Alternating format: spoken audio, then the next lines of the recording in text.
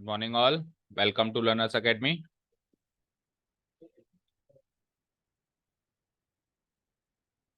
So quickly recall where we ended up yesterday.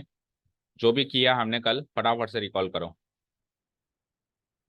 तो सबसे पहले हमने वर्ब की डेफिनेशन सीखी एंड देन उसका क्लासिफिकेशन सीखा। क्लासिफिकेशन में पहला क्लासिफिकेशन था helping verb and main verb. Second classification was finite and non finite, finite and non finite. Third classification ही कर सकते हैं, स्पेशल केस था जिसको अपन कहते थे intensive verb, right. Intensive verb के बाद फिर अगला क्लासिफिकेशन था ट्रांजिटिव एंड, नाम भी याद नहीं है, ट्रांजिटिव एंड, नहीं है सबको नाम भी याद। चर्चित, बोल कहाँ रहे, आवाज कहाँ निकल रही है, एक या दूसरे ने बोला। ट्रांजिटिव एंड इंट्रांजिटिव, क्या होता है ट्रांजिटिव इंट्रांजिटिव, ये तो हमने ये this is the very topic which we studied yesterday. ये तो वो ठीक है, क्या होता है सकर्मक, और इसमें सकर्मक कौन सी और अकर्मक कौन सी है। सकर्मक तो ट्रांजिटिव है और अकर्मक है इंट्रांजिटिव। और एक लास्ट क्लासिफिकेशन हमारा चल रहा है, हमने कल स्टार्ट कर दिया बट टाइम हो गया था तो फिर पूरा नहीं कर पाए, स्टेटिव एंड डायनेमिक वर्ब। तो ये स्टेटिव एंड डायनेमिक पे हमने स्टॉप किया था, इसी को फटाफट उठा के पहले तो उसको खत्म करना है, ठीक है। तो स्टेटिव एंड डायनेमिक स्टार्ट तो हमने कर दिया, तो बताओ इसी को रिकॉल करो, क्या होते हैं स्टेटिव एंड डायनेमिक वर्ब्स।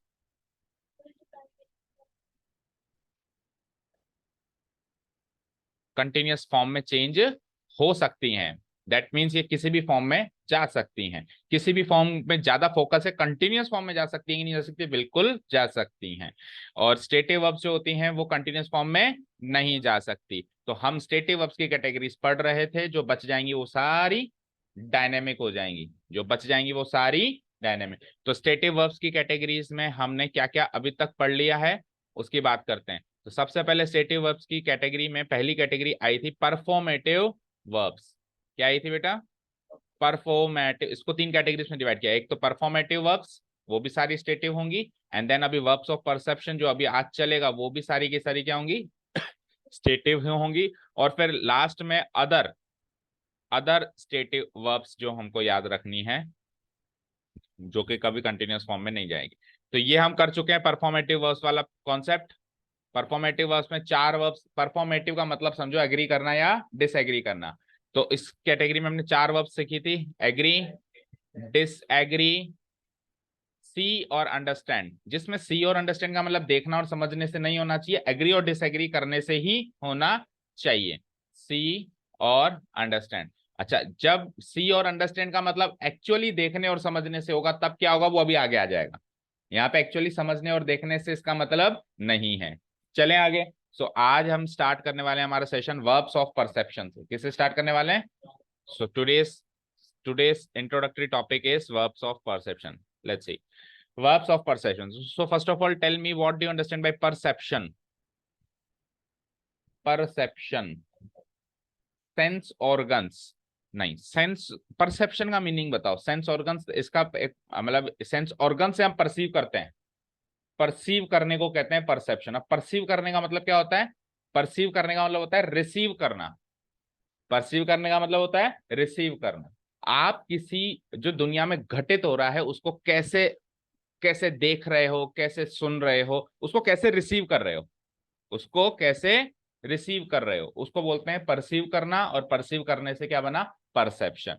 तो दुनिया में जो भी घटित हो रहा है वो आप तक कैसे पहुंचता है? आपकी पांच सेंस ऑर्गन्स के जरिए पहुंचता है। पहुंचता है नहीं पहुंचता है? बोलो पांच सेंस ऑर्गन्स कौन से होते हैं?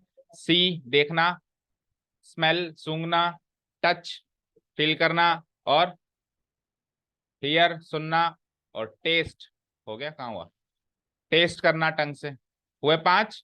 तो ये पांच सेंस ऑर्गन्स वाले जो क्रियाएं हैं, देखना, सुनना या फील करना, महसूस करना, सूंघना और टेस्ट करना, ये पांच जो सेंस ऑर्गन्स वाली जो क्रियाएं आएंगी, ये क्रियाएं भी कंटिन्यूअस फॉर्म में नहीं जाएंगी। देखें, ये जाएंगी तो कैसे जाएंगी, उसके रूल्स है, ठीक है। देखो मतलब ये जो कॉन्सेप्ट, ये जो शीट है, ये पूरी उन पांच क्रियाओं पे आधारित है। ओके, स्टार्ट करें।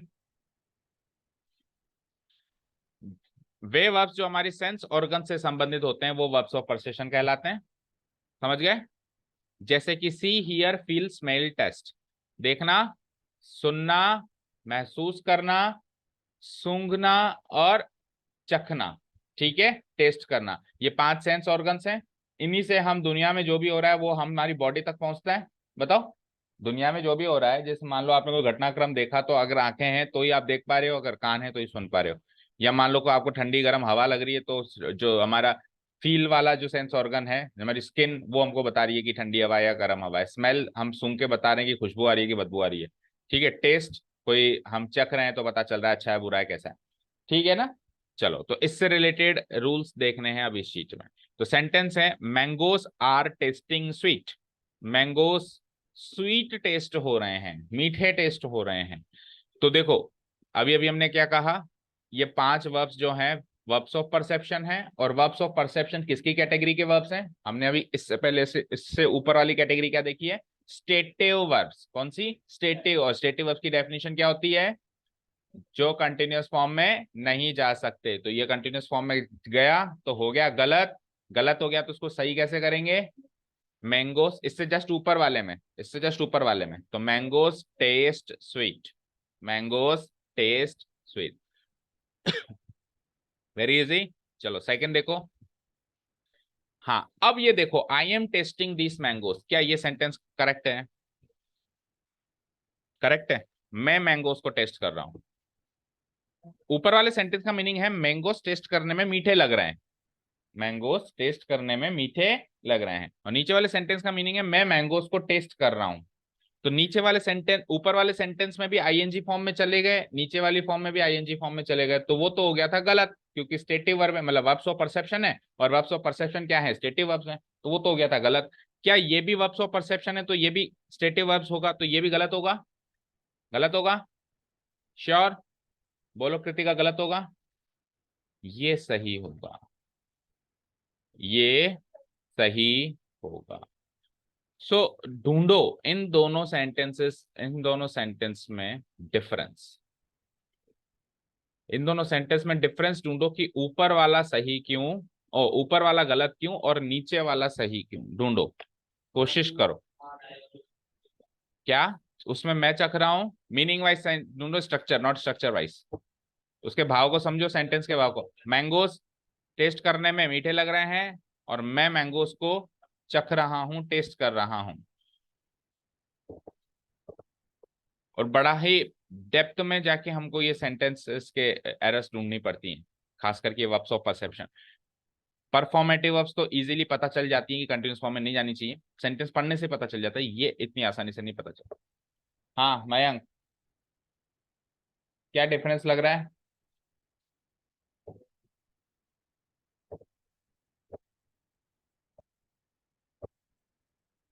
देखो, अगर ये 5 सेंस ऑर्गन्स वाली क्रियाएं सब्जेक्ट की इच्छा से चल रही हैं, तब ये स्टेटिव नहीं है, तब ये डायनेमिक है, तब ये किसी भी फॉर्म में जा सकती है।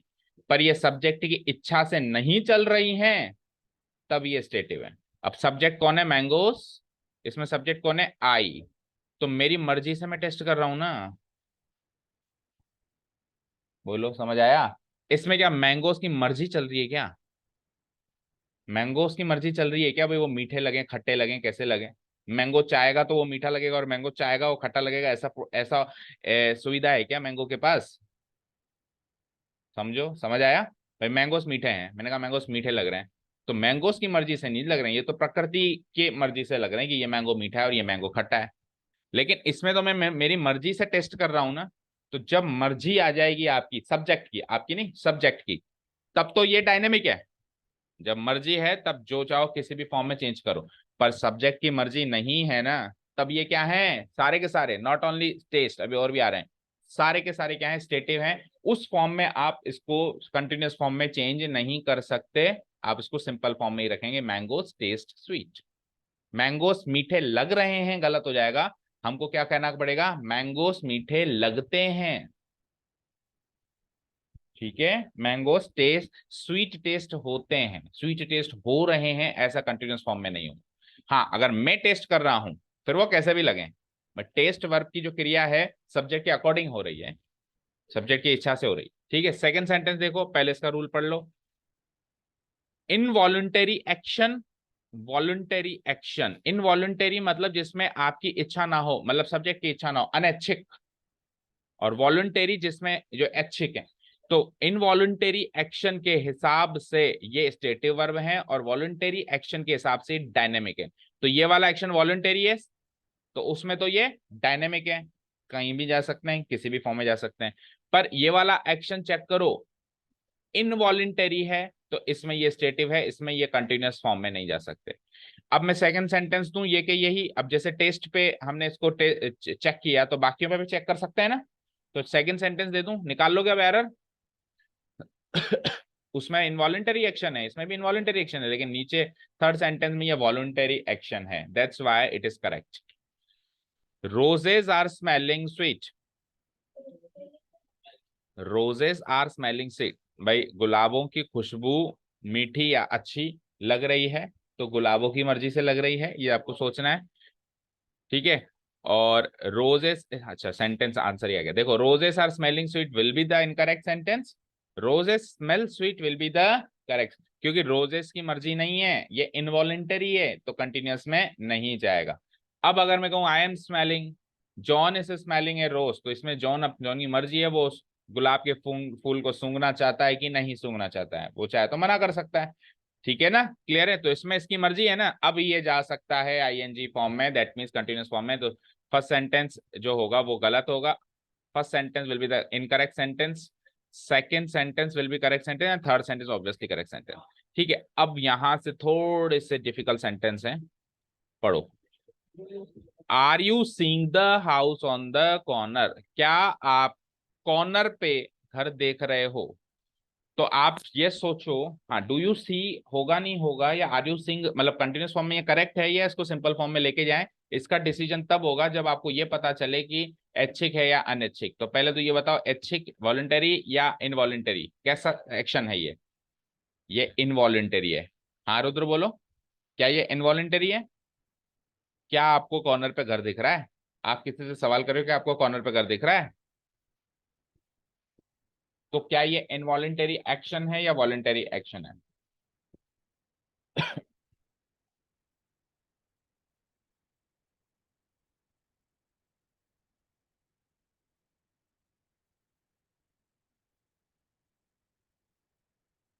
बोलो मैन, ये वॉलंटरी है ना?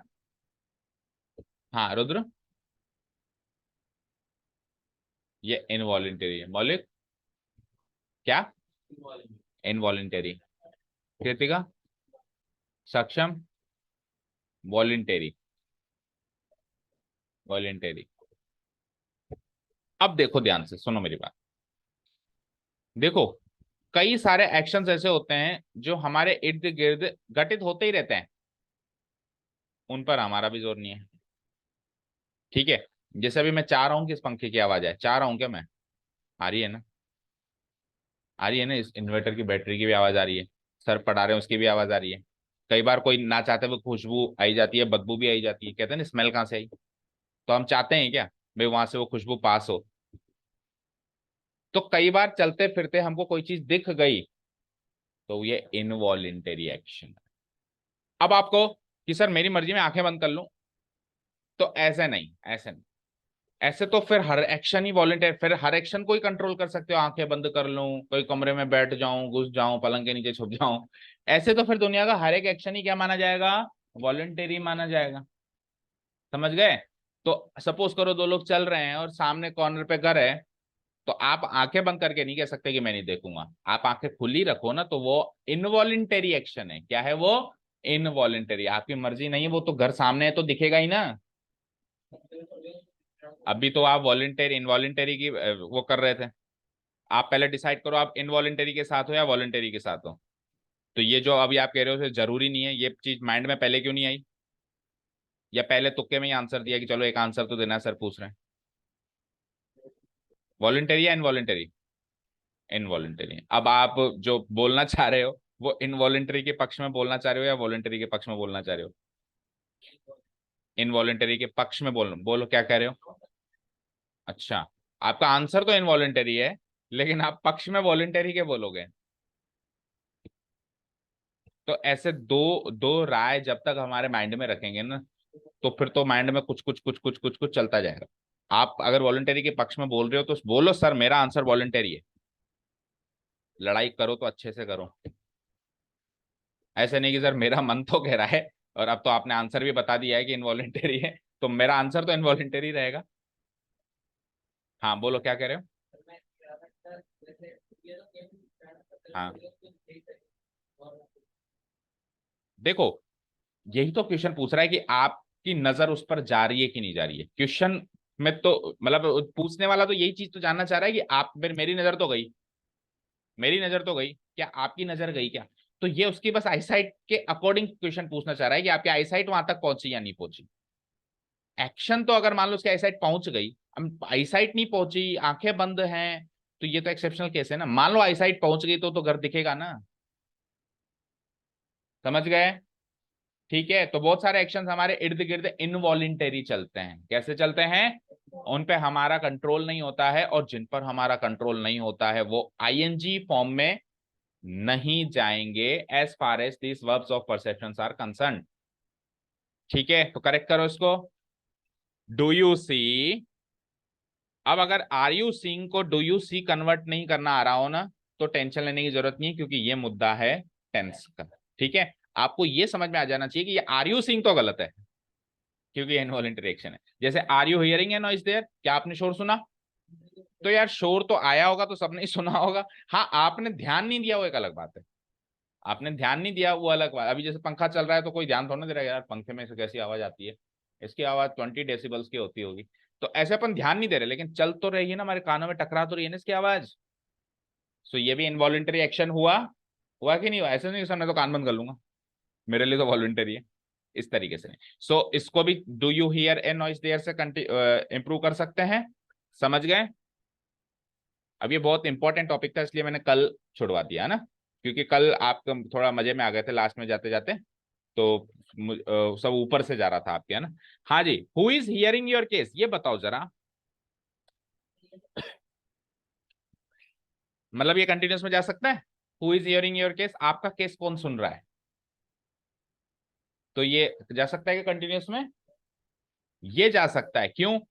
पहली चीज, पहली चीज, यहाँ पे हियर का मतलब वो सुनने वाला हियर नहीं है, ये तो केस की कार्रवाई वाला हियरिंग है। अपन कहते हैं ना तेरे केस की हियरिंग कब है, तो वो words of perception see here, वो एक्चुअल सुनने वाला सुनना था, ये सुनने वाला सुनना है। सुनवाई कब है, सुनवाई मतलब कोर्ट कार्रवाई। सो ये हियरिंग उस हियरिंग से डिफरेंट है, पहली चीज। तो जब डिफरेंट है तो फिर बात ही खत्म हो गई, बाकी सारी वर्ब्स तो डायनेमिक होती है ना, बाकी सारी वर्ब्स तो डायनेमिक होती है, कार्रवाई होना भी एक डायनेमिक वर्ब होगी। अच्छा दूसरी चीज, अगर आप इसको वाकई में सुनने वाला सुनना मान ले, तो ऑब्वियस बात है यहाँ पे सुनना ना सुनना सब्जेक्ट के मर्जी के अकॉर्डिंग है कि नहीं है, सोचो। क्यों, जज अपनी मर्जी से तारीख देता है, वो सुनेगा तो सुनेगा, नहीं सुनेगा तो नहीं सुनेगा। हाँ, अरे इस सेंटेंस में कह रहा है कि आपका केस कौन सुन रहा है, आपका केस कौन सुन रहा है, कौन सुनेगा। भाई कोई एक जज का नाम आंसर आना चाहिए यहाँ पे, mister A B C will hear your case. Mister A B C आपका केस सुन रहा है, तो उसकी मर्जी है, वो सुनेगा नहीं सुनेगा, जज है यार वो। तारीख कौन देता है, जज ही देता है ना। अगर आप वाकई में सुनने वाला सुनना भी माने, तो भी इस केस में तो उसकी मर्जी है ना, और वैसे तो ये सुनने वाला सुनना है ही नहीं। तो दोनों केसेस से मान लो तो ये सही है, आईएनजी फॉर्म में जा सकता है। क्लियर है क्या वर्ब्स ऑफ परसेप्शन सारे। ठीक है, अब फाइनल शीट आ रही है स्टेटिव वर्ब्स की, अदर स्टेटिव वर्ब्स। देखो फटाफट से। अब आप सबसे पहले तो देखो जो मैंने बोल्ड लेटर्स में की है ना, they are some important stative verbs, जिसको आप आईएनजी फॉर्म में नहीं लेके जाएंगे, और फिर लेके जाएंगे तो उसके एक्सेप्शंस भी मैं दे रहा हूं। ये तो बोल्ड लेटर्स हैं, और आपने अगर ध्यान से देखा हो, आपने अगर ध्यान से देखा हो तो देखो इधर स्क्रीन पे, ये अंडरस्टैंड आ गया। ठीक है, और सी पिछले वाले में आ गया वर्ब्स ऑफ परसेप्शन में, सी उसमें आ गया, अंडरस्टैंड इसमें आ गया। तो सी और अंडरस्टैंड परफॉर्मेटिव वर्ब्स में भी थे, और सी फिर वर्ब्स ऑफ परसेप्शन में भी आ गया, और अंडरस्टैंड इसमें काउंट हो गया। ठीक है, समझ आया। तो यानी कि सी देखने वाला सी है तो भी आईएनजी में नहीं जा सकता, और उधर तो एग्री या डिसएग्री करने का मीनिंग दे रहा था, उसमें भी नहीं जा सकता, और अंडरस्टैंड इसमें काउंट हो गया। ठीक है। अब कब जा सकता है अंडरस्टैंड, आप ऑब्वियसली आपने सुना होगा आईएनजी फॉर्म में कई बार देखा पड़ा होगा। अब कब जा सकता है, तो इनमें से कुछ एक बोल्ड लेटर्स में जो वर्ब्स हैं उनके एग्जांपल्स में आपको दे। अच्छा, इसमें से किसी का मीनिंग नहीं समझ में आ रहा हो ना, तो मुझे बताओ, ये एक बार रीड आउट कर लो सारे के सारे अपने अपने हिसाब से। और एडमायर का मतलब होता है किसी को, को इतना पसंद करना कि उसको फॉलो करना। एक तरीके से ये मान लो कि जैसे सपोज करो मैं सचिन तेंदुलकर को बहुत पसंद करता हूँ, फैन हूं मैं उसका, तो फिर मैं उसको एडमायर कर रहा हूँ। एडमायर कर रहा हूँ मतलब मैंने उसको सोशल उस पर भी फॉलो कर रखा है, और जहां पर भी मेरे को उसकी पोस्ट दिखाई देती है मैं शेयर कर देता हूँ। इसको कहते हैं एडमायर करना। ठीक है। एडोर, एडमायर की अगली, एडमायर की अगली सीढ़ी, एडमायर तो जस्ट फॉलो करना और पसंद करना, एडोर पूजा करना, इतना पसंद करना कि पूजा ही करने लग जाओ, डाई हार्ट फैन हो जाना किसी का। और करीब करीब एडमायर एडोर को एक दूसरे के सब्स्टिट्यूट में यूज किया जा सकता है। ठीक है, इसको एक दूसरे का सिनोनिम भी माना जा सकता है। हाँ बताओ। देखो जो बोल्ड लेटर्स में उसके तो सेंटेंस आ ही रहे ना बेटा, जो बोल्ड लेटर्स हैं उसमें तो सेंटेंस में दे ही रहा हूँ। बाकी जो जो बोल्ड लेटर्स में नहीं है, जिनके सेंटेंस अभी अपन नहीं कर रहे हैं, उसमें से पूछो। रिसेंबल, समरूप दिखना, एक जैसा दिखाई देना। समरूप दिखना, जैसे मान लो दो ट्विन्स हैं तो एक दूसरे को रिसेंबल करेंगे, वो क्या करेंगे, रिसेंबल। जैसे बाप बेटे को रिसेंबल कर सकता है, मतलब बेटा बाप को कर सकता है, क्योंकि करीब करीब सेम शक्ल होती है ना, थोड़ा बहुत तो फीचर्स मिलते हैं। हाँ नेक्स्ट। अपीयर, दिखाई देना, सीम भी प्रतीत होना, दिखाई देना। और तो ऐसा कोई सेंटेंस है नहीं जो आपको इसमें दिक्कत करे। ठीक है। अब जैसे लाइक का दे दूंगा तो लाइक के साथ डिसलाइक तो चलेगा ही चलेगा। चलो सेंटेंस स्टार्ट करें। आई लाइक स्वीट्स मतलब, तो आपने ऐसे ही सुना होगा कि आई लाइक या आई डोंट लाइक। आपने ऐसे नहीं सुना होगा आई एम लाइकिंग। कभी सुना है, बोलो ऐसा sentence. So they can not go in the ING form, they can not go in the ING form. और देखो करीब करीब सारे वर्ब्स होती हैं, एक दुक्के को छोड़ के हमारे डेली यूज की होती है, बस हमको उनके कुछ एक रूल्स याद रखने की। We will not use in the ING form. ठीक है। I like sweets is the correct sentence, I am liking sweets is the incorrect. John possess, John possesses, देखो पजेस तो वर्ब है, पजेस तो वर्ब है, और सिंगुलर के हिसाब से ईएस भी लग जाता है, जैसे गो के आगे गोस। तो फिर पहले अच्छा बोल्ड लेटर्स में था। देखो पजेस का मतलब होता है पजेशन होना, यानी कि अधिकार होना, अधिकार व्यक्त करना या अधिकार होना। जैसे जॉन पजेसेस ए मैग्निफिसेंट हाउस, जॉन एक शानदार या भव्य घर का मालिक है, उसको वो पजेस करता है, यानी उसका पोजीशन उसके पास है, उसका अधिकार उसके पास है। ये सिंपल सी लैंग्वेज में इसका मीनिंग ये है कि जॉन के पास एक शानदार घर है। ठीक है, क्लियर। तो इसमें ऐसे नहीं कहूंगा कि जॉन इज पजेसिंग, जॉन के पास एक शानदार घर हो रहा है कैसा लगा सेंटेंस। बन रहा है एक अलग हो गई, वो तो कंस्ट्रक्ट वर्ब हो गई, वो तो कंस्ट्रक्ट वर्ब हो गई। ठीक है, आपके पास या तो अधिकार है उस घर का या नहीं है। अधिकार कंटिन्यूस फॉर्म में कैसे होगा। ठीक है, क्लियर है। तो साइन होते ही हो गया ना।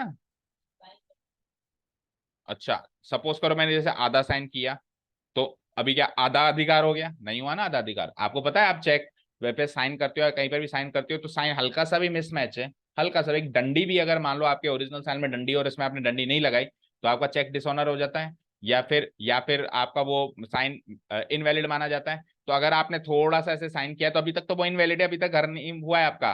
फिर आपने थोड़ा सा और कर दिया, अभी तक भी घर नहीं हुआ, अभी तक भी घर नहीं हुआ। पूरा जब कंप्लीट होगा तभी तो वो जब घर आपका हुआ वो तो एक मोमेंट पे हुआ ना, वो कंटिन्यूस फॉर्म में नहीं हो सकता। हाँ तो 5-7 अगर 20 जगह पे साइन करने 19 जगह पे साइन कर दिया तो भी घर आपका नहीं है, आखिरी पॉइंट खत्म होते ही घर आपका है। तो पॉइंट ऑफ टाइम पे ही बनेगा आपका अधिकार। ठीक है, तो अधिकार हो नहीं रहा होता है, या तो होता है या नहीं होता। ठीक है, क्लियर। इनकी बोतल खत्म हो गई, कुछ भी हो गया, आपका जब तक प्रोसेस खत्म नहीं हुआ तब तक आपका अधिकार नहीं है। आप कहोगे I don't possess this house, सारा प्रोसेस खत्म हो गया फिर आप कहोगे आई पजेस दिस हाउस। ठीक है, क्लियर है। Next, I own this car, करीब करीब पजेस जैसा ही मीनिंग है। भाई मैं इस कार का मालिक हूं, ओन करने का मतलब मालिक, मालिकाना हक जाहिर करना। ओनर क्या होता है, मालिक होता है। तो ओन करना मतलब मालिकाना हक जाहिर करना, सेम टू सेम वो I am owning this car नहीं होगा, ठीक है ना, मैं इस कार का मालिक हो रहा हूँ, ठीक है। तो ऐसा सेंटेंस आपने कभी सुना नहीं होगा ना बनता है, ठीक है। ओके नेक्स्ट देखो, अब ओन के बाद ये ओ वे नहीं, ओ बोलते हैं इसको, ओ कैसे बोलते हैं, ओ ऑन ओ, ठीक है। साथ में ही देखो इसको, ऑन के बाद ही देखो इसको, आई ओ हिम माई सक्सेस, मैं मेरी सक्सेस उसे ओ करता हूं, मतलब श्रेय उसको देता हूं, एक तरीके से मीनिंग ये निकल गया, आई ओ हिम माई सक्सेस। तो ओ का मीनिंग बताओ,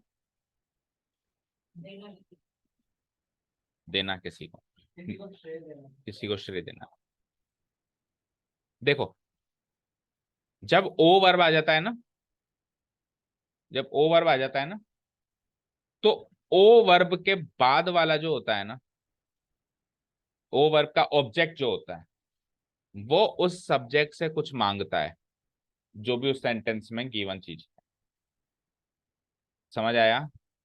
ये सपोज करो रुद्र मेरे से 10 रुपए मांगता है, तो मैं सेंटेंस बनाता हूं, देखो अब आप इस सेंटेंस समझ जाओगे।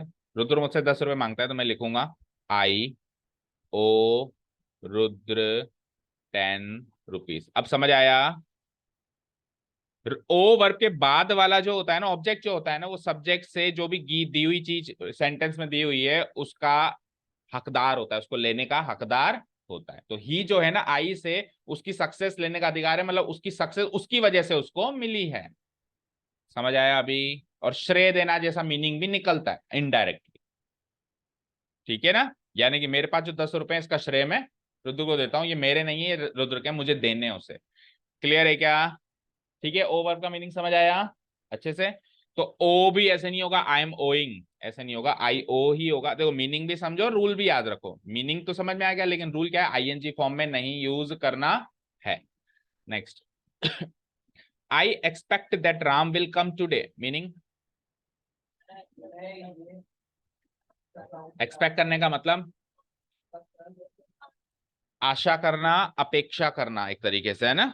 I expect that Ram will come today, मैं आशा करता हूं, मैं अपेक्षा करता हूं कि राम आ जाए, ठीक है। तो ये भी आईएनजी फॉर्म में नहीं होगा कि आई एम एक्सपेक्टिंग, ठीक है। अब आई एम एक्सपेक्टिंग का सेंटेंस दे रहा हूं, मैंने खुद ने कहा कि आई एम एक्सपेक्टिंग गलत है, लेकिन मैं डिफरेंट सेंटेंस दे रहा हूं। आई एम एक्सपेक्टिंग का सेंटेंस देखो, I am expecting a letter from her, क्या मीनिंग?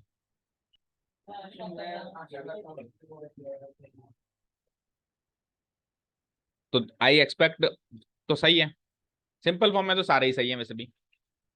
ये कंटिन्यूस फॉर्म वाला सही है क्या?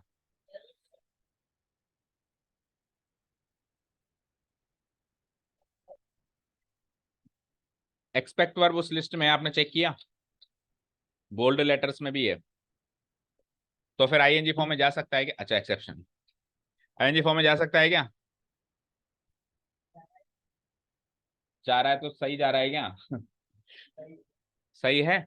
देखो बेटा, इस एक्सपेक्ट और इस एक्सपेक्ट करने में थोड़ा सा स्लाइटली डिफरेंस।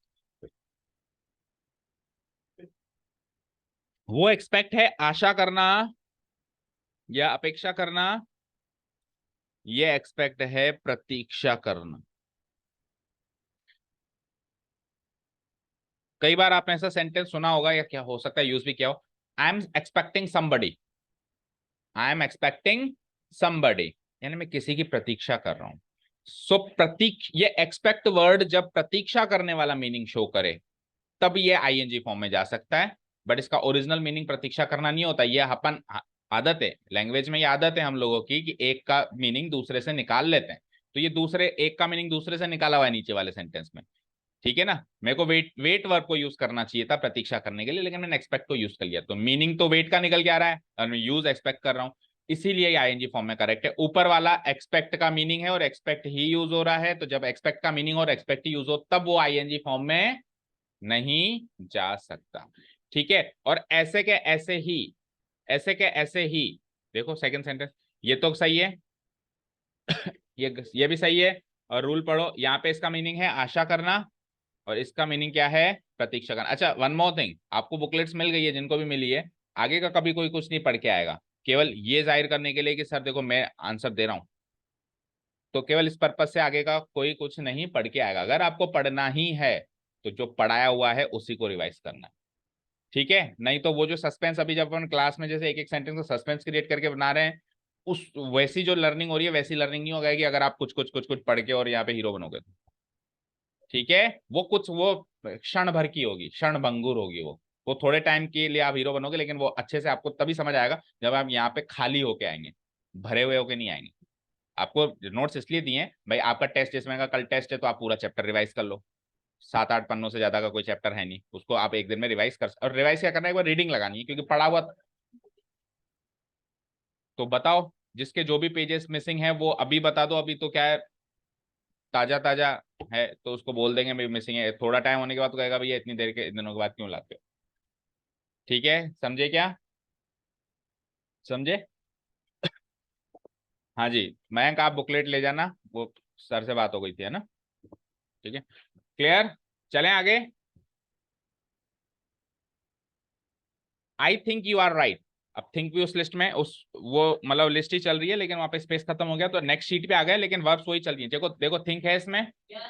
थिंक का मतलब सोचना, देखो थिंक का मतलब सोचना है ना, पता है आपको, है ना? तो देखो नेक्स्ट सेंटेंस देखो, I think you are right. Sentence ये तो करेक्ट ही लग रहा है, और वैसे भी सिंपल फॉर्म में तो सारे करेक्ट होते ही, एरर तो बनती है कंटिन्यूस फॉर्म में। I think you are right. और सेकंड सेंटेंस देखो, I have been thinking over this matter. I think you are right का मतलब मैं सोचता हूं कि तुम सही हो, और I have been thinking over this matter का मतलब मैं इस बारे में तो उस सोचने में और सोचने में कुछ स्लाइटली डिफरेंस है क्या? सोचो जरा, इस बात को भी आप ही सोचो कि उस सोचने और इस सोचने में क्या डिफरेंस है, इस बात को सोचो। यस। देखो, आपने कोई बात कही, मैंने कहा यार तू सही कह रहा है, तो you are giving a decision. क्या कर रहे हो आप एक, तो ये परफॉर्मेटिव वर्ब हो गई, एग्री करना या डिसएग्री करना। तो आप पूछे थे ना कि सर एग्री डिसएग्री के साथ सी और अंडरस्टैंड के साथ कुछ और भी आ सकता है क्या? जब जब आप सहमति और असहमति देने से रिलेट करो किसी भी वर्ब से, ठीक है, तो वो परफॉर्मेटिव वर्ब हो गई, और परफॉर्मेटिव वर्ब आईएनजी फॉर्म में नहीं जा सकती। आप सहमति दे रहे हो कि आप सही हो, तो सहमति आप या तो दोगे या नहीं दोगे, दे रहे हो गलत होता है। तो ऊपर वाला सेंटेंस तो सही है, वो वाला आईएनजी फॉर्म में नहीं जा सकता। ऊपर वाला सेंटेंस आईएनजी फॉर्म अगर मैं लिख दूं, I am thinking you are right, तो गलत होगा। क्या कहोगे? आई थिंक, या फिर आप सहमति नहीं दे रहे हो तो I don't think you are right. या तो मैं सोचता हूं, यानी मैं सहमति दे रहा हूं कि तुम सही हो, या नहीं दे रहा हूं। अब नीचे वाला थिंक क्या है? ये एक्चुअल सोचना है, जो माइंड में सोचने की प्रोसेस चलती है, ये सहमति देने वाला नहीं है। तो ये जो है, बोलो किस में जाएगा? ये जो है, ये वाला आईएनजी फॉर्म में जा सकता है। ठीक है, जो दिमाग में प्रोसेस चलती है सोचने वाली, वो आईएनजी फॉर्म में ऑब्वियसली जा सकती है, वो तो एक पीरियड ऑफ टाइम का एक्शन है जो थोड़े टाइम तक चल सकता है। लेकिन जो आप सहमति देते हो, वो पीरियड ऑफ टाइम का एक्शन नहीं है, वो क्या है? पॉइंट ऑफ टाइम का एक्शन है, वो आईएनजी फॉर्म में नहीं जा सकता। ठीक है, तो इसका एग्जैक्ट मीनिंग देखो, ये है समझना, यानी कि वही सहमति देना, और ये है सोचना, यानी कि वो माइंड में जो सोचने वाली प्रोसेस चलती है। क्या कर रहे हो? कौन है? हाँ, Ram got a new job. Ram got a, Ram को एक नई जॉब मिली। तो गेट का मतलब क्या होता है? प्राप्त करना, और गेट उस लिस्ट में है ना? अब वापस बार बार पीछे जाएंगे तो टाइम लगेगा, आप देख कर लेना। गेट उस लिस्ट में है, तो गेट उस लिस्ट में है, और जिसका मतलब, उस गेट का मतलब क्या होता है? प्राप्त। तो जब आप कुछ प्राप्त करोगे ना बेटा, तो या तो करोगे या नहीं करोगे। तो वहां पे गेट, वो उसी सेंटेंस पे आ रहा हूं मैं, तो पढ़ के आया क्या? ओके, सो गेट वर्ब के मीनिंग दूसरे भी निकाल सकता हूं मैं। गेट वर्ब का मीनिंग जब ओरिजिनल मीनिंग होगा, प्राप्त करने वाला मीनिंग होगा, तब वो आईएनजी फॉर्म में नहीं जाएगा। तो इसमें मैं ऐसे नहीं लिखूंगा कि Ram is getting a new job. ठीक है, Ram is getting a, Ram got a new job, Ram didn't get a new job. Ram को नई जॉब मिली या राम को नई जॉब नहीं मिली। ठीक है, अब जो सेंटेंस अर्चित ने कहा, उससे रिलेटेड सेंटेंस देखो, राम इज गेटिंग लेट। आपने कहा गेटिंग बोर्ड या गेटिंग लेट, तो यहां पे इसका मीनिंग तो प्राप्त करना था ना? क्या नीचे वाले सेंटेंस में इसका मीनिंग प्राप्त करना है? राम लेट प्राप्त कर रहा है। कोई सेंटेंस का मीनिंग ही नहीं हुआ राम लेट प्राप्त कर रहा है, इसका मीनिंग है राम लेट हो रहा है। तो यहाँ पे गेट वर्ब का मीनिंग बदल गया, तो जब मीनिंग बदल गया तो हालात बदल गए, जज्बात बदल गए। अब ये आईएनजी फॉर्म में जा सकता है। आप मीनिंग गेट वर्ब का ले ही नहीं रहे हो ना बेटा, ठीक है। तो ऐसे अपन सेंटेंस ऐसे वाले बोल सकते हैं कि I am getting late, I am getting bored, लेकिन गेट वर्ब का मीनिंग सही में प्राप्त करने से जब होगा तब वो आईएनजी फॉर्म में नहीं जा सकता, ठीक है। पाना प्राप्त करना, होना। I have a racing bike, मेरे पास एक रेसिंग बाइक है। तो हैव का मीनिंग भी पोजीशन स्थापित करना होता है। मेरे पास रेसिंग बाइक है, ठीक है। लेकिन हैव के दूसरे मीनिंग भी होते हैं, ठीक है ना। जैसे कि I have a racing bike में तो उसका मीनिंग पोजीशन स्थापित करना है, तो पोजीशन स्थापित करने वाला तो आईएनजी फॉर्म में नहीं जा सकता कि मेरे पास रेसिंग बाइक हो रही है। जैसे सेम टू सेम वही पजेस और ओन वाला जो था ना, मेरे पास एक शानदार घर हो रहा है नहीं हो सकता, तो मेरे पास रेसिंग बाइक भी हो रही है नहीं हो सकता है, या तो है या नहीं है। लेकिन है वर्ब के डिफरेंट मीनिंग देखो, बहुत सारे मीनिंग है वर्ब के तो डिफरेंट, आपने पढ़े सुन, बताओ है वर्ब का कोई डिफरेंट सेंटेंस यूज कर सकते हो जिसमें है वर्ब का मीनिंग जो है पोजीशन स्थापित करने से ना हो, किसी चीज को ओन करने से ना हो। आई am having my lunch, I am having my lunch, तो यहाँ पे हैव का मतलब पोजीशन स्थापित करने से नहीं है, कुछ खाने से, ठीक है। I am having fun, I am having fun, तो इसमें हैवर का मीनिंग किसी व्यक्ति या वस्तु पे पोजीशन स्थापित करने से नहीं है, ठीक है। तो जब पोजीशन स्थापित करने से मीनिंग नहीं है तब आप आईएनजी फॉर्म में लगा सकते हो। देखो sentence, he is having a bath, ठीक है।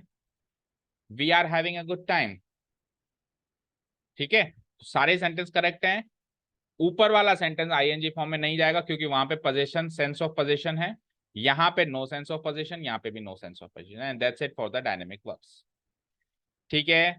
Oh sorry, stative verbs, stative verbs है ना, स्टेटिव वर्ब्स की कैटेगरी चल रही है, क्लियर है। सो ये क्लासिफिकेशन पूरा ओवर होता है स्टेटिव एंड डायनेमिक का। फटाफट रिकॉल करो, दुनिया की सारी वर्ब्स डायनेमिक होती हैं बजाय के कुछ एक, मतलब इतनी सारी में तो ये कुछ एक ही मानो, वो सागर का एक बूंद जैसा हिस्सा ही है। करोड़ों वर्ब्स होती हैं, हमने कितनी सी कवर करी है बेटा, 100 भी नहीं करी होगी, ठीक है। तो बाकी सारे तो डायनेमिक होती है। स्टेटिव वर्ब्स कौन कौन सी होती है? पहली परफॉर्मेटिव, दूसरी verbs of perception, performative agree करना डिसएग्री करना, परसेप्शन देखना सुनना सूंघना टेस्ट करना, वो वाली वर्ब्स, ठीक है। आगे आ जाओ, और फिर अदर स्टेटिव वर्ब्स, ये सारी की सारी वर्ब्स, चाहे से वो परफॉर्मेटिव हो, चाहे से वो वर्ब्स ऑफ परसेप्शन हो, और चाहे से ये हो, अगर मीनिंग कोई दूसरा चेक यूज करे तो फिर वो डायनेमिक बन जाती है। अलग अलग अलग अलग केसेस में हमने देखा, ठीक है। अब आपका जो अगला टॉपिक है जो मेरी लिस्ट में है, 3 टॉपिक्स हैं मेरे पास लिस्ट में, एक तो है टू इन्फिनिटिव, एक है सिमिलर लुकिंग वर्ब्स, और एक है पार्टिसिपल्स। जिसमें से पार्टिसिपल्स तो श्योर हूं मैं कि आपके कोर्स में होना चाहिए, सिमिलर लुकिंग वर्ब्स और टू इन्फिनिटिव मेरे को लगता नहीं है कि आपके कोर्स में होना चाहिए। तो हम क्या करेंगे, अच्छा टू इन्फिनिटिव कोर्स में डिटेल में नहीं होना चाहिए, लेकिन टू इन्फिनिटिव ए वर्ब की 5वीं फॉर्म होती है, सिखाया ना अपन ने 5 फॉर्म्स में से, तो आपको एक बार के लिए नॉलेज तो होनी चाहिए। तो मैं अगला टॉपिक टू इन्फिनिटिव इंट्रोड्यूस तो कर रहा हूं, बट डेप्थ में नहीं जाऊंगा। उसके बाद हमें सीधा चलूंगा पार्टिसिपल्स, जो आपका कोर्स में है। 2 तरह के पार्टिसिपल्स होते हैं, वो तो बहुत इंपॉर्टेंट टॉपिक है, present participle and past participle, ठीक है। और उसके बाद फिर आप जितना जल्दी मेरे पास सिलेबस लाएंगे तो हमारी कुछ डायरेक्शन तय हो पाएगी, समझ गए। सो मैं टू इन्फिनिटिव इंट्रोड्यूस तो कर रहा हूं, ज्यादा डेप्थ में नहीं जाऊंगा, सारे मत छोड़ देना मेरे, है ना, क्योंकि ये मुझे भी अच्छा लगता है। क्या क्या कह रहे हो? नहीं, आपके ऊपर ऊपर से ही आएंगे, मानता हूं मैं बात, लेकिन जब आप पैसे खर्च कर रहे हो बेटा और अपना टाइम दे रहे हो, तो थोड़ा थोड़ा डेप्थ में सीख लो, क्योंकि आज नहीं तो कल ये चीजें पढ़नी है। आज 3,000 में, कल 30,000 में, डिसीजन आपका है कब पढ़ना चाहते हो। ऊंट पहाड़ के नीचे आज आ जाए या कल आ जाए, आना तो पड़ेगा ही। ये एक ऐसी चीज है जिससे आप बच के नहीं निकल सकते, बच के बाहर नहीं भाग सकते कि सर इससे मैं बच लूं, समझे क्या। अगर पूरी एकेडमिक्स भी खत्म हो गई, जॉब भी लग गई ना, कई बच्चे आते हैं मेरे पास जॉब लगने के बाद पढ़ने ये, क्योंकि वहां पे मेल करना होता है इंग्लिश में, देखा है कोई मेल बॉक्स हिंदी में चलता हो, और नहीं आता उनको ये यूज करना, और उनकी वहां पे मतलब जॉब में जाने के बाद जो इंसल्ट होती है ना, तेरे को इतना सा नहीं आता, कौन से आंगनवाड़ी से पढ़ के आया तू, ऐसे ऐसे वर्ड सुनाई देते हैं वहां। कई सारे जॉब वाले बच्चे आ गए मेरे पास पढ़ने के लिए, लास्ट ईयर ही एक लड़की आई थी, उनको मैंने 10th वालों के साथ ही फिर पढ़ाया था। सो आज नहीं तो कल इससे डील करना ही पड़ेगा। सो दोनों बैलेंस करना पड़ेगा, आपके कोर्स के अकॉर्डिंग भी थोड़ा बहुत, और थोड़ी बहुत एक्स्ट्रा एक्स्ट्रा नॉलेज लिए जाओ, समझे क्या? और फिर भी मैं कहूंगा कि आप जब तक एक बार मेरे पास सिलेबस लेके आओगे तो थोड़ी सी डायरेक्शन और सही हो जाएगी हमारी। ठीक है, अगर हम थोड़ा सा सिलेबस से आउट जा रहे हैं तो थोड़ा सा उस पे, उस ट्रैक पे भी आने की कोशिश करेंगे। पर मेरे पास एक लिस्ट होनी चाहिए कि हाँ सर ये चीजें हैं। हाँ, और लास्ट ईयर जो बच्चे पढ़ के आए वो तो लेट आए थे मेरे पास। वो कब आए थे? जनवरी में। वो कब आए थे? दिसंबर जनवरी में। तो वो तो डायरेक्ट टॉपिक्स ले आए कि सर ये डायरेक्ट इनडायरेक्ट, ये एक्टिव पैसिव है, ये टेंस है, ये सब्जेक्ट वर्ब एग्रीमेंट, ये प्रीपोजिशन, यही पढ़ाओ हमको तो, और मॉडल्स हैं। तो वो तो टू द पॉइंट लेके आए थे, बात करके आए थे मेरे पास, है ना। अब आपने शुरू किया है जून जुलाई से, तो आप बहुत कुछ एक्स्ट्रा पढ़ सकते हैं, इसलिए मैंने स्टार्टिंग से ग्रामर आपको पढ़ाई है, बिल्कुल पॉइंट टू पॉइंट। समझे क्या? ठीक है, देखो मेरे हिसाब से जो होना चाहिए मैं सही कर रहा हूं।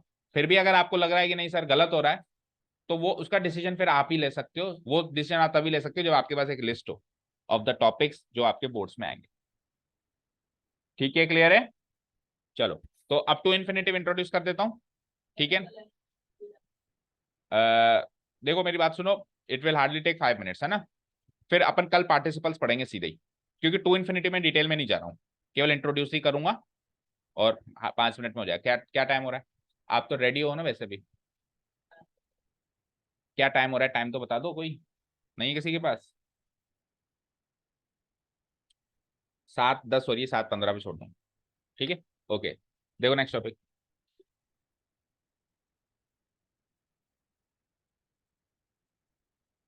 टू इन्फिनेटिव, वर्ब की पांचवी फॉर्म।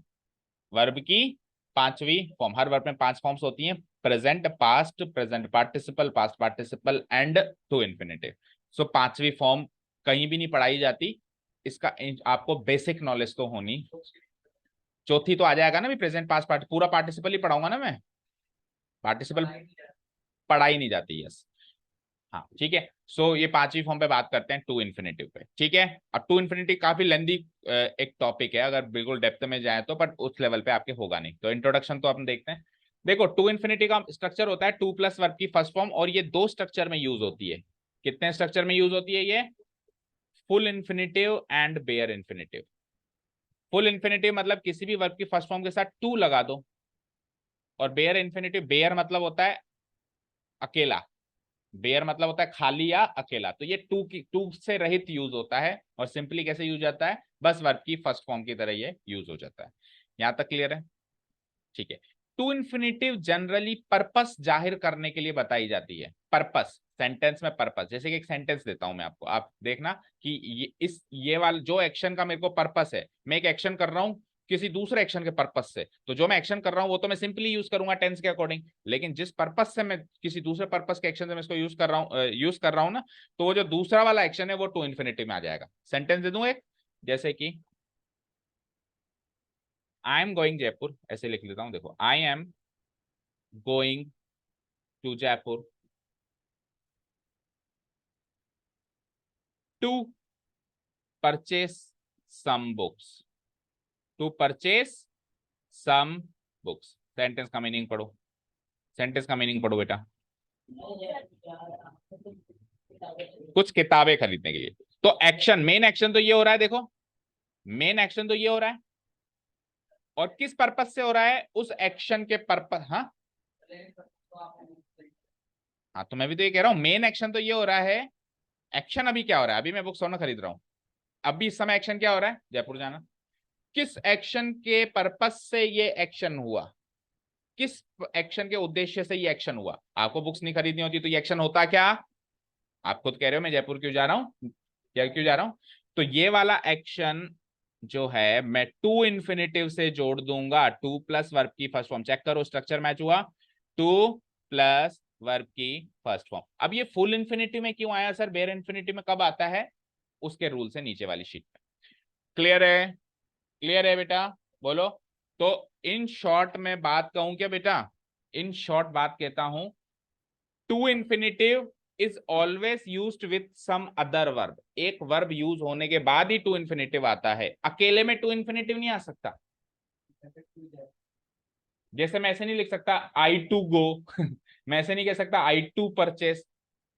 आप एक पहले एक्शन यूज करोगे, उस एक्शन से अगला एक्शन, यानी वर्ब को वर्ब से जोड़ने का तरीका है टू इन्फिनेटिव, जिसमें एक वर्ब एक्शन हो और एक वर्ब उसका पर्पस हो। समझे क्या? वर्ब को वर्ब, हाँ बोलो। हाँ तो सेंटेंस करेक्ट है, लेकिन मेरे को एक एक्शन और जोड़ना है इसके साथ जो इस एक्शन का पर्पस है, तो अब मैं टू इन्फिनेटिव से उसको जोड़ू। जयपुर कोई वर्ब है क्या? टू इन्फिनेटिव क्या है? टू प्लस वर्ब की फर्स्ट फॉर्म, वर्ब की पांचवी फॉर्म है। जयपुर तो नाउन है बेटा, जयपुर तो नाउन है। टू जयपुर तो प्रीपोजिशनल फ्रेज है ना। अरे ये सेंटेंस का सब्जेक्ट, ये सेंटेंस की वर्ब, ये एडवर्ब, यहाँ पे भी ये खत्म कर दो तो करेक्ट है सेंटेंस, लेकिन मुझे पर्पस भी बताना है एक एक्शन के तहत। तो वो एक्शन इस एक्शन से कैसे जुड़ेगा? कैसे जुड़ेगा? टू इन्फिनेटिव से जुड़ेगा। कैसे जुड़ेगा? तो सिंपल सा तरीका, सिंपल सी बात याद रखेंगे, वर्ब को वर्ब से जोड़ना। वर्ब को वर्ब से जोड़ने का जरिया क्या है आपके पास? To infinitive, to plus verb की फर्स्ट फॉर्म। ठीक है, क्लियर है? अब सर ये तरीका कब यूज होगा और ये तरीका कब यूज होगा? सो जैसे हम स्टेटिव और डायनेमिक वर्ब्स पढ़ के आए कि 99% तो वर्ब्स डायनेमिक ही होती हैं, कुछ 1% वर्ब्स अपन ने देखी। सिमिलरली 99% में टू प्लस वर्ब की फर्स्ट फॉर्म ही काम आता है, बजाय के कुछ केसेस में जहां पे क्या आता है? Bare in. तो जो वर्ब्स अपने बाद वाली वर्ब्स को फुल इन्फिनिटिव बेयर इन्फिनिटिव में लेती है, उन वर्ब्स की एक लिस्ट है आपके पास यहाँ पे, और इजी इजी इजी इजी उसमें वर्ब्स हैं। जैसे पहली वर्ब आ रही है लेट। लेट वर्ब का मतलब क्या होता है?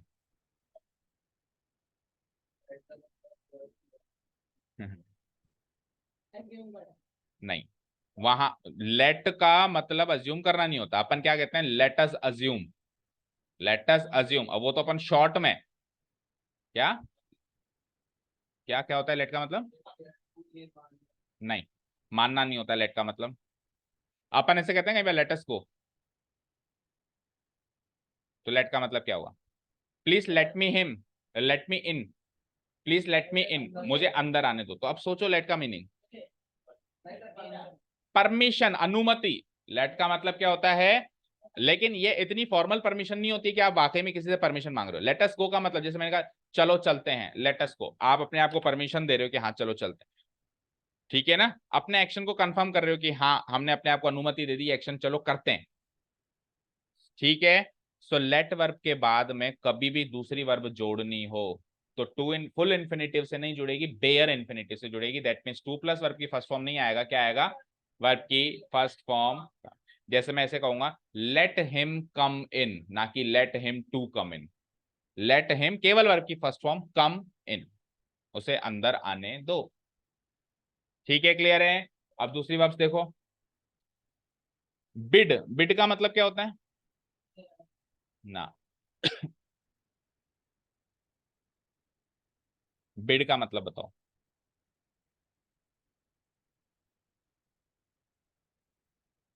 नहीं पता?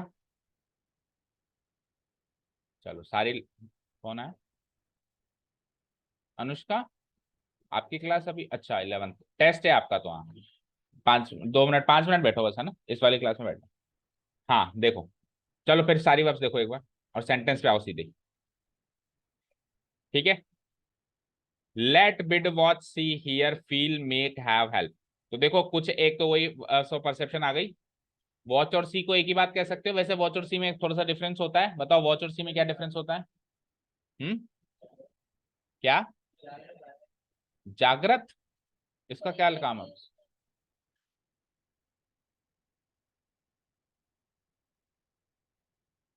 ओए जागृत इधर आ।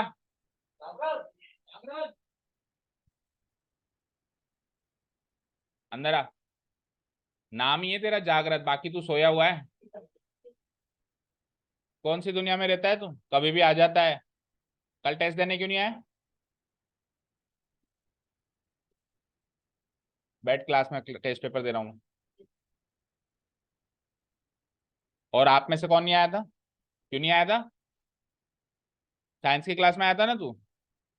फिर क्यों नहीं आया? टेस्ट के सुन के भाग गया? अभी क्लास में टेस्ट देके जाएगा। और कोई भी था क्या?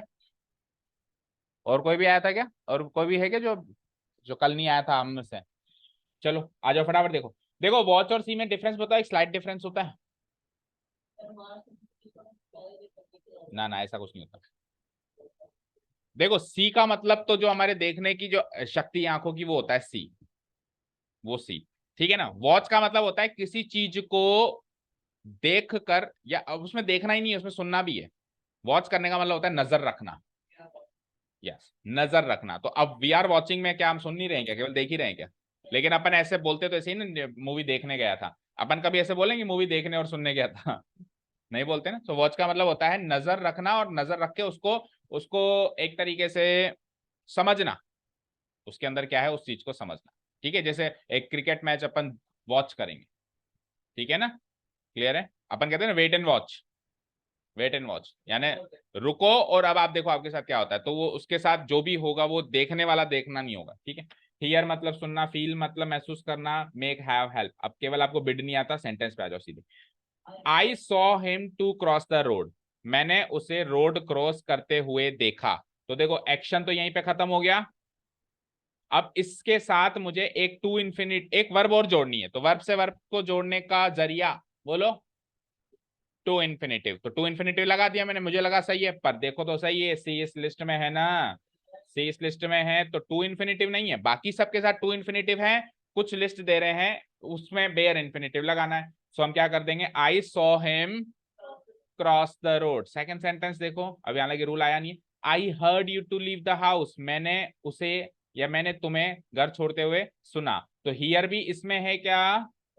अच्छा ये जो वर्ब्स हैं ये फर्स्ट पोजीशन पे आनी चाहिए। हाँ ये गलती भी कर देते हैं बच्चे। ये वर्ब्स टू इन्फिनेटिव में आ रही हो तो फिर डिसीजन इससे पिछली मेन वर्ब लेगी, सेंटेंस का मेन वर्ब डिसीजन लेगा कि अगली वाली वर्ब टू इन्फिनेटिव में आएगी या बेयर इन्फिनेटिव में आएगी, फुल इन्फिनेटिव में आएगी या बेयर इन्फिनेटिव में आएगी। कौन डिसीजन लेगा? जो पहले वाली वर्ब है। ये वर्ब खुद डिसीजन नहीं लेंगी, ये तो आ रही है, ये तो खुद आ रही है, या तो फुल में आ रही है या बेयर में आ रही है। इनका डिसीजन कौन लेगा? Previous verb. तो यहाँ पे लीव वर्ब के पास कोई अधिकार नहीं है डिसीजन लेने का, अधिकार किसके पास है? हियर के पास है। तो और हियर इस लिस्ट में है, हियर इस लिस्ट में है तो क्या होगा? आई heard you leave the house. हाँ हाँ, वर्ब की उधर तो कोई सी भी फॉर्म आ सकती है ना, अभी हमने टेंस नहीं सीखा ना। वर्ब कौन सी यूज हो रही है सेंटेंस के अंदर? हियर यूज हो रही है ना, फॉर्म कोई सी भी यूज हो। He felt the house to shake. ठीक है, so he felt the house shake, क्योंकि फील भी इसमें आ रहा है, चेक करो। ठीक है, next. I watched John to play cricket, so watch भी इसमें आ रहा है, देखो। तो क्या हो जाएगा? I watched John play cricket. ठीक है, नेक्स्ट।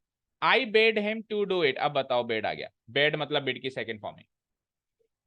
अरे बी, हाँ उसकी सेकंड फॉर्म है bid, bed, bed, bid, bed, bed. अच्छा आपको पता है लेट की जो दूसरी तीसरी फॉर्म में होती है क्या होती है? ना late, late, late, late, late, late. Okay, ठीक है ना। कई ऐसी वर्ब्स होती हैं जिनकी तीनों फॉर्म सेम होती है। ठीक है, क्लियर है। हाँ जी बताओ। तो I bade him to do it, इसका मीनिंग बोलो। सर मैंने